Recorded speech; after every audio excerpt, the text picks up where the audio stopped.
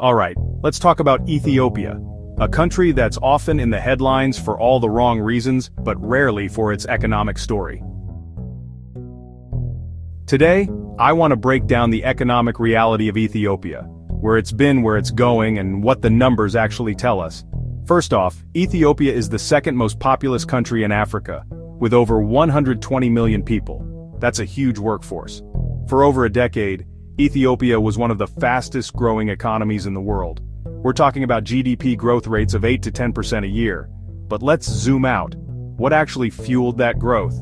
Two big things: massive public investment in infrastructure, roads, railways, dams, and a focus on agriculture. The government poured money into these areas hoping to kickstart industrialization. And for a while it worked. You could literally see new buildings and highways popping up everywhere. Most of that growth was driven by government spending and foreign loans. Ethiopia racked up a lot of debt, then add in civil conflict, droughts, and global supply chain shocks, and suddenly the momentum slowed down. In 2023, growth dropped to around 6%. Still good, but not the miracle story it once was. Now let's talk about the people. Despite all that growth, most Ethiopians still live on less than $2 a day.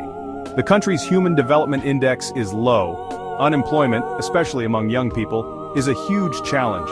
Inflation has also been brutal, sometimes hitting over 30%. Imagine working hard, but your money buys less and less every year. So, what's next? Ethiopia has a lot going for it. A young population, untapped resources, and a strategic location in the Horn of Africa. But to really move forward, it needs to shift from government-led growth to private sector-driven growth. That means more entrepreneurship, more investment in education, a focus on industries that can compete globally, textiles, coffee, and maybe even tech. But here's the twist.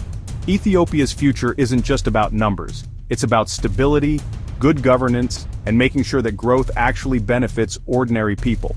Because at the end of the day, a booming economy doesn't mean much if most people are left behind.